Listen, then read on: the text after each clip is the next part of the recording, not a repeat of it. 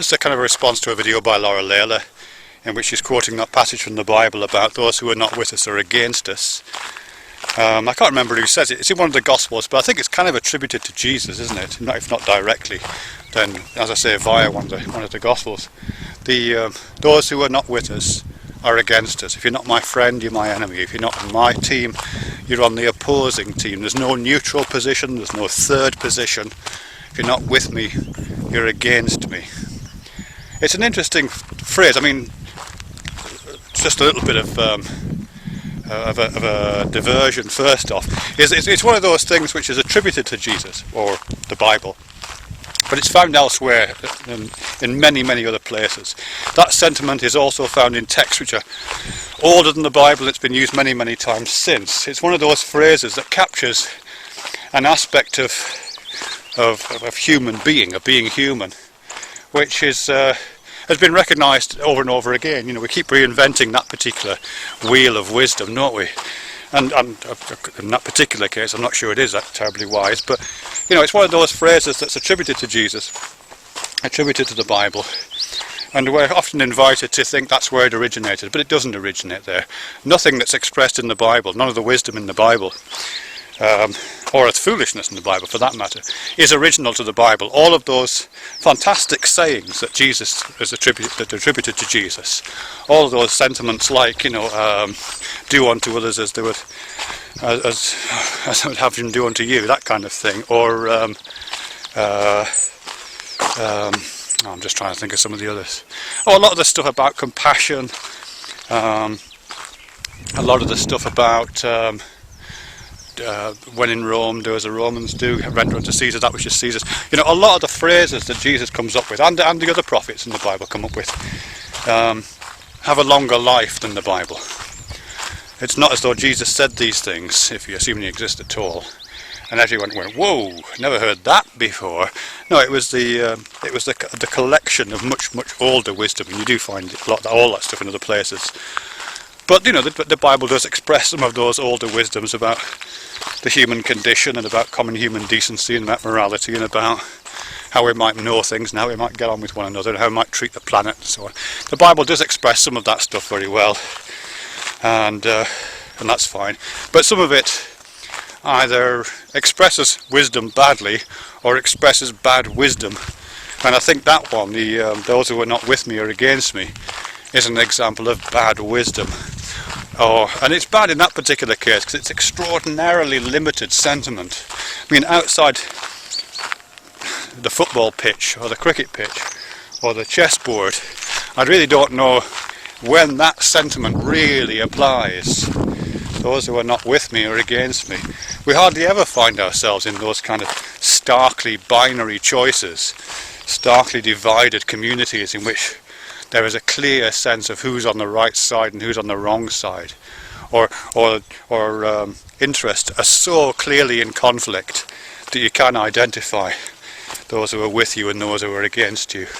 We often paint it in that way, and we often make a cartoon version of our relationships and communities and tribes in that way, just to I guess to make ourselves feel better, or to give ourselves a sense of being contained within a nice, organised, clearly bounded set. But that's not how the world works, is it? And it's not even for the most part, it isn't a piece of wise advice to take to the world. You know, outside of, as I say, those sports and games that I mentioned, and very, very limited set of other choices, then it's really bad advice to take to that. It's a bad attitude to take to the world. Those who are not with me are against me. You know, when you meet someone who's against you, and by that I mean someone whose opinions are different from your own, someone who believes something which is different to what you believe, then the worst thing you can do in that situation, it seems to me, is say, all right, well, that person's not with me, they don't believe what I believe, they don't claim to know what I know, then therefore they must be against me, they must be the opposition, they must be the enemy, they must be that which is defeated, that position that they seem to hold must be extinguished, vanquished, destroyed, that viewpoint must be rendered impossible. That's not a wise thing to do. That's a terribly stupid thing to do. The wise position, the wise attitude to take, the wise approach to take to difference is to try to find the higher point of view which resolves the difference. I mean, the Bible is full of those as well, actually, which is a bit of a shame that those who are not with me are against me thing comes up, because the Bible is full of appeals to higher orders of understanding, and I mean higher in the metaphorical sense, with God being the aspirational highest point. Because if I believe something different to you, there's probably an order of understanding which encompasses both our viewpoints. There's probably a way of looking at the world which puts both yours and mine into context. And if we can both find that context for one another and understand the higher, and get to grips with that higher order of understanding, then that resolves it. That resolves our differences, both without us fighting, without either of us trying to quash the other person's position, and without compromise. Without compromise.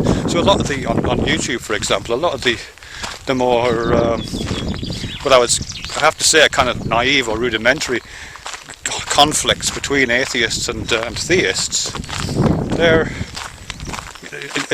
they seem to be both about trying to squash the opposition, about trying to refute the argument of the other person in its own terms, so that your unique position, my unique viewpoint, triumphs over your unique viewpoint, so that position where you stand, from which you view the world, from which you gain that viewpoint, that position is just wiped off the map.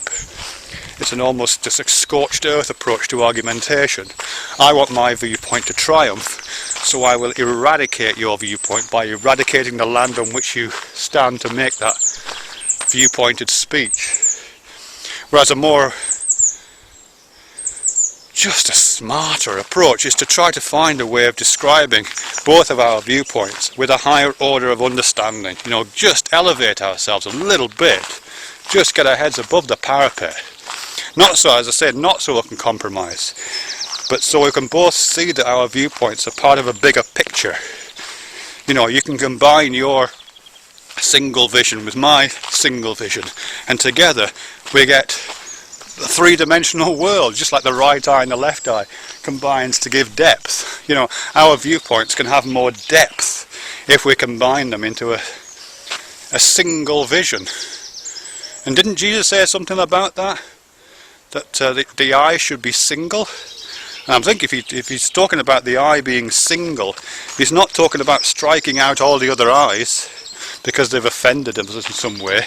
No, it's about the big eye that we create together by pooling our viewpoints, by not trying to squash the opposition, but trying to get our head out of the sand and look around and take into account all of these viewpoints, higher orders of understanding. So, this idea that those who are not with us, they're against us, very limited application. Those who are with us are with us. Those who are against us should also be with us, all of us. And we should all be striving for that higher order of understanding. Otherwise, what's the point? That there you're looking at is a mine shaft that's been capped. There's loads of them around here like that. Beautiful, isn't it?